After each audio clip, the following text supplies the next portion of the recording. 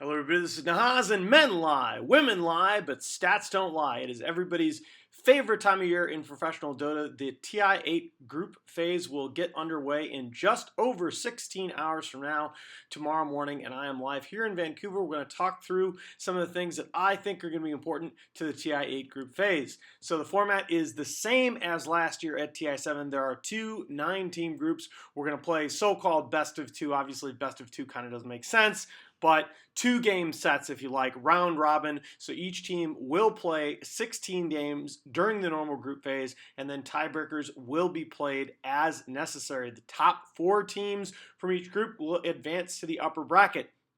Keep in mind, only 2 of the last 12 TI top 4 finishers, so from TI5 to TI7, came from the lower bracket. So you definitely want to be in that upper bracket position at the end of the groups. And in fact, last year at TI7, if you looked at the outcomes after the group phase, the top 2 finishers in each group ended up being the top 4 teams at the overall tournament. So very important that you finish top of that group. However, and this is going to be relevant as we start to fill out the playoff brackets, we'll talk about that in a couple of days.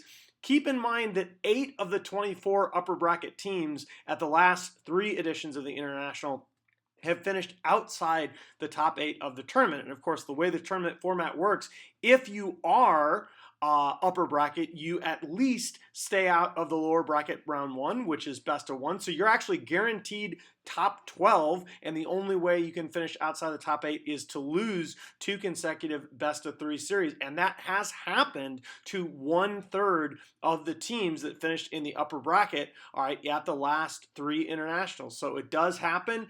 Don't necessarily assume that a good group phase performance guarantees you of a good tournament. And of course, the bad news is that the 9th place team in each group is eliminated. That is particularly grueling, I think, when it comes to talking about Group B. Groups this year's groups in the past TIs, I have not always agreed with. I think groups this year are very, very well done. This is from a tweet the other day by Knoxville. The numbers that you see beside each team are their DAT-Dota Glico 2 ratings. Keep in mind, the biggest thing this year, of course, we've been talking about the big 3 of Virtus Pro, Liquid, and PSG LGD. There is a 50-point gap in the ratings between number 3 Liquid and number 4 VGJ Storm, and that is the largest gap between consecutive teams anywhere in the top 25. It is very unusual. I don't know that we've ever seen this at an international, going in with the top 3 teams having such clear separation from the rest of the field. Compare that to, just if you want a sort of range comparison, the big 3 are themselves separated by about 20, I think the exact is like 21.5 points in the ratings. So the separation between those 3 teams in our power ratings is much less than the separation between them and the rest of the field. The reason that I like Valve's decision in the group phase, even though this is a little bit unconventional in terms of group balance, dividing 3 dominant teams among 2 groups is not an easy thing, because 2 are going to end up in one of them and only 1 in the other. And the classic sports solution, of course, is to put the best team, the number 1 team, in one of the groups and let the 2 and 3 teams duke it out in the other. That this year is a little bit unfair because the separation between those 3 teams and the rest of the field is so much greater than the separation between them with each other. It favors VP to have them in a group alone. And so to make up for this a little bit, what Valve has done is they've put actually 6 of the next 8 teams. So 6 of the teams rated 4 through 11 actually end up in Group B.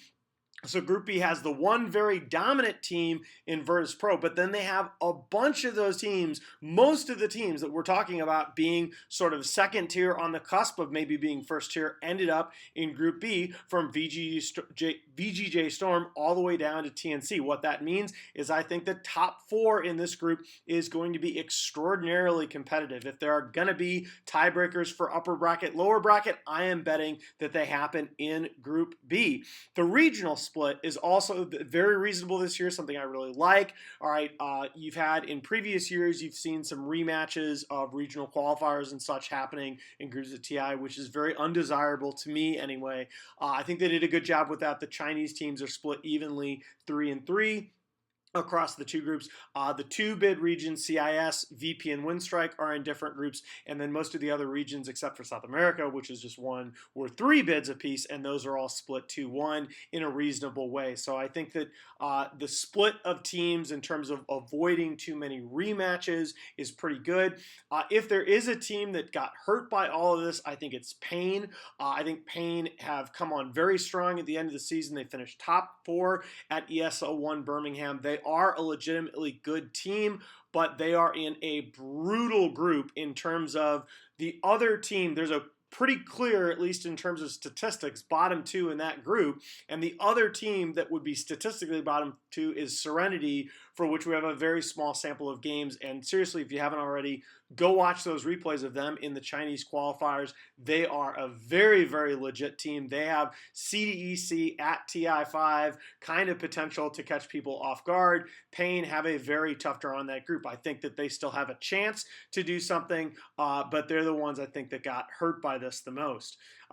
That said, I wouldn't worry too much about that. Infamous last year, people had them, or a lot of people had them finishing in last place in Group A at TI7, and they ended up going a perfectly respectable 5-11. It was that Fnatic team last year that really kind of fell on its face.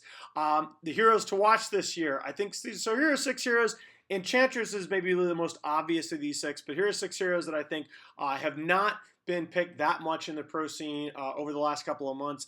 Enchantress, I felt justified including on this list because she was actually only picked or banned 4 times at the Summit 9, which surprised me when I noticed that. But these are the heroes I think are a little bit flying under the radar. They're going to have a big impact potentially in this tournament.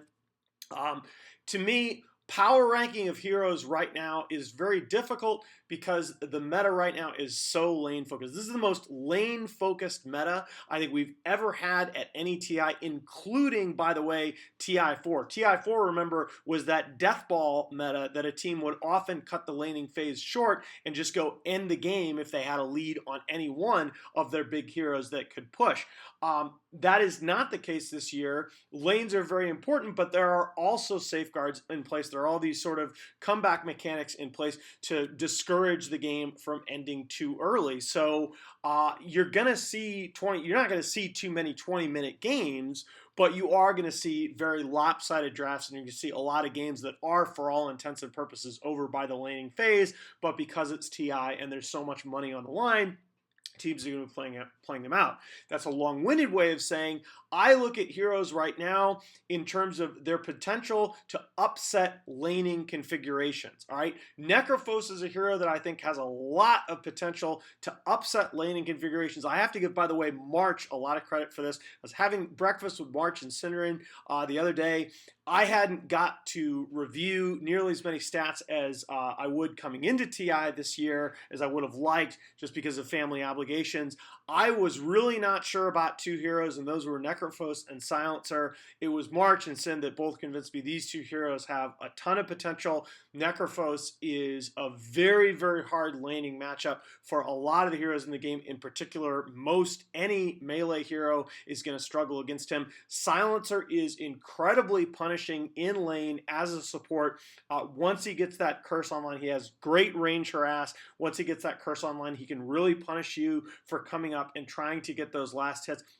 He also has, which I think is going to be really important this year, he has 2/5 flex value, so he's typically going to be a 5, and he functions very well with no items, but he can also be a surprise mid pick, which I think is very important toward the end of the draft. A lot of teams in a laning focused meta will feel compelled, with roaming being de-emphasized especially now, will feel compelled to leave their mid till very late in the draft, usually 5th pick, in order to avoid getting punished in a 1v1 matchup. Any hero that you can put on the board early on and then decide much later in the draft, okay, we're going to slot him into that support role as Silencer typically will be, or we're going to pull him out as a surprise mid. I think that makes him very powerful. Wraith King is a hero that I don't think you've seen the full potential of the skeletons yet in particular. I think you're going to see Wraith King as like a 1-3 and Necrophos as well as like a 1-3 flex pick.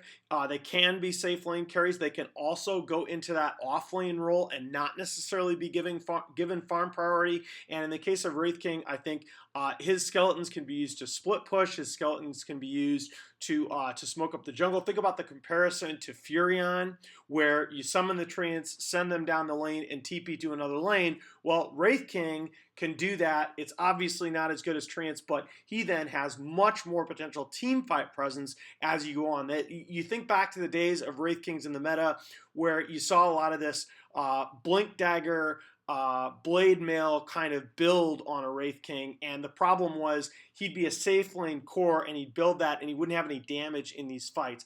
I think the skeletons give him a little bit of extra damage potential. Most importantly, they give him that utility potential in terms of pushing lanes and maybe even farming the jungle. All right. And I think that makes the hero a lot more attractive. And Enchantress, obviously, great laner. She's a hero that almost forces you to counterpick. All right, she almost forces you to think about another hero that's going to be able to do something about that and untouchable, so that she can't just sit in the back lines, spamming her spells, spamming those imps, and get off this ridiculous range damage. AA is kind of the other side of that coin. I like AA a lot. First of all, because of his potential in lane with heroes like a Wraith King. Obviously, you talk about Sven and Chaos Knight in that same regard. But because AA functions as like a pre-counter. If you have an AA on board, all of a sudden you don't have to fifth ban that Huskar to last ban that Huskar to protect your mid TA pick that you just pick with your fourth pick overall. So I think AA always gains, it seems to me, a little bit at TI because teams are very worried about that hero pool. They're very worried about getting cheesed, and AA takes some of that cheese away. A lot of people, by the way, are talking about Meepo potentially getting picked up this year. I think AA plays just fine against that as well. Vengeful Spirit, I think, is kind of the ultimate flex pick. Trent was talking about this the other night, that he's very high on this hero, that she can play 4 positions credibly right now at the professional level. There's really no other hero in the pool that can do that, at least in the same way. The aura scales, I think, very, very nicely. Gives you a lot of extra damage even from very early on. You know, that's kind of the problem. Even though Drow strats have made a little bit of the comeback of a comeback, it's kind of the problem with Drow is that precision aura doesn't give you that much damage at the very early levels. Well, Vengeance aura does. By the way, same thing with that Wraith King aura. That's 18% lifesteal is a lot, guys. So these are heroes I think you might see in the group phase that some people might not be expecting. All right, so in Group A, I do think both LGD and Liquid are about, if you gave me odds on them both being in the top 4, I think that's about a 3-1, maybe even a 4-1 bet. Very highly likely that those two teams will come through. Remember, this is the group to compensate for for 2 of the top 3 being in there. 5 of the bottom 7 teams in terms of our power ratings are in this particular group. So I think that the top 2 are definitely going to get through. EG, I think in this group, again, I know people are going to give me crap for this. I still look at EG as, on paper, a team that has the pieces to be very, very competitive in this tournament and maybe go all the way to the grand final. I feel like the talent level is there for that team. I feel like the between Fly and Sam coaching, I feel like the understanding and the figuring things out throughout the tournament is going to be there, just as it was with that Sam and Peter combo at TI8. The question, of course, is, you know, we've been waiting for EG to put all the pieces together all year long with their different rosters. That hasn't happened. Will it happen here? I'm not going to say I'm confident in that, but I do think on paper they have a very good chance. And this group, I think it favors them. I think that there's a lot of teams in this group that they're going to be able to handle. A lot of teams that aren't necessarily playing their best Dota right now. Fnatic, it seems like I talk about this every tournament. They're probably the highest variance team. I think they, on paper, not quite EG, but I think they have the ingredients when you talk about Abed in the mid position, DJ in the 4 position role. I think Universe obviously is one of the best offlaners in the history of the pro game. I think they have the pieces to be a very good team, but again, they play this style of Dota, these very, very long games that I think is very grueling, especially over the course of a long tournament. They get themselves into these tightrope situations in the late game way, way too often. I'd like to see them pressuring the map. I think if they do that, that they have a real potential at this tournament, but I'm not at all confident as of what we've seen now.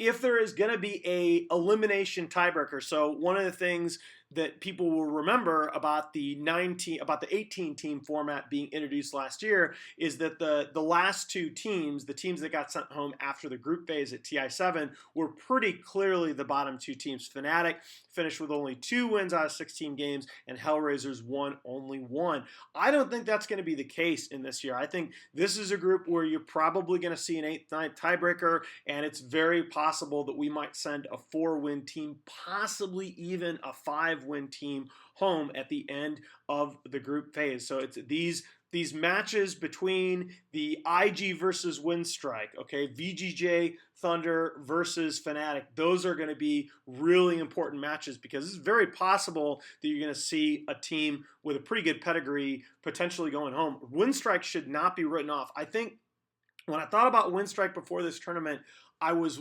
looking a lot at what their first matches were going to be because I think this is a team that's so momentum based. They play a style of Dota that I think is going to be a matchup problem potentially for some teams, but they're a team that when they get rolling is very good. When they have some setbacks, don't always stay with it mentally. Their first 2 matches, all right, are the 2 p.m. tomorrow slot against Mineski, which is a team that's had some consistency problems itself, and the 7 p.m. slot against an IG team that's looked pretty weak on paper in some of its matches. So I think they have a very manageable first day. They have a chance to start off, say, with 3 wins in their first 4 games at TI, and if that happens, I think that they're a threat to pull some upsets. They're also a team that, of course, could go very strongly in the other direction, but I don't think they should be written off. Players to watch. So I think this group is really all about the mid position and the 4 role. I think Moon from Mineski. I could also have gone with Jabs from Mineski. I think those are the 2 players. When they play around Moon, Mineski is a tremendous team. When they play around Mushi, I feel like they're much more up and down. I think Moon is, when he is on his game, I think he's the best player on that team, possibly along with Jabs. And then, of course, Jabs is their 4-position player. He played his clockwork was early on in the season was one of the best player hero combinations that we saw all year in the DPC. Still very good. He's their kind of playmaker. I like Mineski's chances in this particular group, again, because I think them and there's a little bit of a drop off between them and EG and the next teams down the ladder. So I do think you can watch Moon. Iceberg is a guy, if somehow people that follow Pro Dota are not familiar with his name yet, he is Winstrike's mid player. He is an incredible young talent. He is a guy that is going to put up these ridiculous numbers. He is their drafter. He's going to be drafting himself, the Shadow Fiend kind of heroes, occasionally the Invoker, and he is going to put on a show for you mid. Again, it's kind of obviously high variance whether or not that team is going to do well here, but I think he's going to give us some entertaining games. Thompson for me for OG. People don't realize that Thompson was a guy that was talked about quite a bit in the midseason in terms of being picked up by a number of different teams. He was a guy whose stock at kind of in the second third of this DPC season was getting very high. A lot of teams, I think, took a serious look at him. He's here with OG now, ended up making it to TI, and I think he's a guy that this is his first event of this kind of a magnitude on the international stage, and I think he has the potential to really impress a lot of people. He's a guy that I look at that, you know, the player shuffle being what it is, I think he's going to be one of the more intriguing free agent pickups going into next season if indeed this OG squad choose to go their separate ways. Fade is a player for VGJ Thunder. He was being talked about kind of as the new Boboka at some points in this season. He is facing right now what a lot of the great four position players are facing, and that's that with this huge emphasis on static 2-1-2, on static dual lanes, a lot of the fours that broke into the game made their fame making these playmaking roaming kind of roles.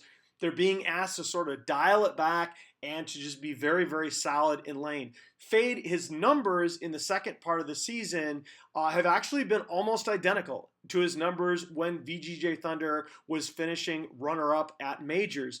The problem is he just kind of hasn't looked like the same player. I think a lot of it, when this team showed up to DAC, teams looked like they had figured out his Tusk. Tusk was kind of his signature hero at that time, and it looked like it had been very heavily scouted by Secret as well as others. They kind of looked like they had it figured out and really shut him down, and they haven't necessarily found that consistent hero pool for him in the second half of the season like they did in the first. I think that's going to be a really crucial drafting question for ROTK and for them. DJ, I think I've been saying this over and over again. Those of you who've listening to me on panels will know, I think Fnatic goes as DJ goes. Yes, Abed is obviously a hugely high impact player. He's one of those huge playmaking mids, going to get a lot of farm, going to make a lot of plays, but DJ is the guy that dictates their laning phase where they can be quite vulnerable. He is the guy that can be very, very solid in a dual lane and still, with a couple of rotations, win you 2 out of 3 lanes. So I think they need to place a lot of drafting priority on locking down an impact hero for him. When you think about Group B, I think VP, no surprise, 90% to make top 4 in this group. And I think the rest of the top 4 in this group is really, really hard to call. The other team that you look at as being favored is arguably Secret, who of course would be, by most people's metrics, the 4th best team throughout the DPC season. I think they're probably pretty happy with their draw, largely because this group, most of the teams that have given them trouble ended up in the other group. They've won their last 2 series convincingly versus both Pain and Newbie. The last couple times they've faced them competitively. They swept both Vici and VGJ Storm 2-0 at the Super Major and beat Optic 2-1. They did have a pretty bad loss to VGJ Storm at MDL, but I like their recent results against most of the teams in this group that you talk about as being potential top 4 finishers. So I think Secret have to be feeling pretty good. VGJ Storm, with the exception of their 2-1 loss to TNC at the Super Major, again, they've had pretty good recent head-to-head results against most of the other teams in this group. The 2 teams that knocked them out of the Summit 9, Fnatic and EG, both ended up in Group A, so they're not necessarily dealing with a team that's seen them recently and figured them out. I do like Optic and TNC as dark horses in this group. I am racking my brain trying to come up with a case for Newbie because I like that team. First of all, I very much like what they did at TI7 last year, but they have not really adapted to this huge emphasis that people have placed on the lanes throughout the DPC season. That's only become more pronounced as the year has gone on. If you look at what they did last year, the book on them coming into TI7 was that they were a team that was very willing to sacrifice strong lanes in exchange for huge mid-game teamfight potential. Based on everything that we've seen in the Dota 2 season up until now, that's just not something that you can do successfully. So I'm a little pessimistic about them, even though I'd like somebody to make a case to me that Newbie could do well, because I still think that those are 5 ridiculously talented players. I think Pain and Serenity are in a very tough spot here. Serenity was a team that I watched their replays from the Chinese qualifiers, and I really like what they were able to do. I really like the way that they were able to play their lanes extremely well. They transitioned into the mid game ridiculously cleanly and just beat teams. All right, this is not kind of a fluke. They just flat out executed in most of those games. I just think this is a very this is a very difficult group to be on the bottom side of, because there are just so many teams that are not just second tier but high second tier teams. When you look at your VGJ Storms and Optics, when you look at Vici Gaming is another team, guys, on paper, those five players and the talent level is just ridiculous. You don't make top two of a major by accident. And I think Vici Gaming are still a threat. It's just that, kind of like Newbie, they've had their trouble adapting to the meta, and they badly need to get a certain player going. I think one of Payne or Serenity is probably going to end up having to go home, and that's going to be a shame in either case. I would love to see Payne play on the main stage. I still think they're one of the most intriguing teams in professional Dota, one of the most fun teams to watch, but they've got a tough road to walk here in this group. I think players to watch in Group B, really, Ori to me is the end all for Vici Gaming. If you look at his performance in the Super Major, he had a disastrous first couple of days of that tournament. At one point, he had 5 straight games where his KDA was like barely above 1. He looked really lost, and then all of a sudden, he had back-to-back series where he just turned it on and looked amazing. This is a player that was as highly regarded as a talent in the Chinese scene as anybody in the last couple of years. At one point, Vici Gaming purchased an entire organization to get him on their roster. If he plays well, if he plays like he did in those couple of series wins that they had at the Super Major, I think Vici Gaming finishes top 4 in this group. If he plays like he did in the first part of the Super Major, I think Vici Gaming, their prospects are really terrible. 33 for Optic. Again, obvious pick there, but he is their trump card. He's that guy that you've got to respect at the end of the draft, with the Brood Mother and the Visage, those picks that are really going to catch you off guard. He plays a lot of heroes that function as flex picks for them as well. I think Optic is going to rise or fall in this tournament largely based on how well they can abuse 33 and those laning configurations in the draft, something PPD has shown he can do. Ace, if you had asked everybody at the mid-season mark around, I don't know, December or January, who was going to be the player of the year this year, I think Ace would have won by a landslide. His stock was ridiculously high. Hasn't necessarily had the same kind of impact in the tail end of the season, and I don't really think it has that much to do with his play. I think that they were not drafting for him nearly as well as they had been in the early part of the season. He played a rather unconventional hero pool for a carry player. He would whip out that safe lane Timbersaw, play heroes like Clinks. This is a guy that I think threw a lot of other teams off balance with his lone druid, among others. And I think teams eventually kind of figured that out. Secret got a little bit more conservative with their drafting, started prioritizing mid one a little bit more than Ace, and his hero pool shrunk a bit. I think lately I've seen some signs that he's back. He may be back to the player that he was in December and January, capable of just flat out taking over games. I think if he is that player, that Secret they should definitely be considered top 6 favorites at this tournament.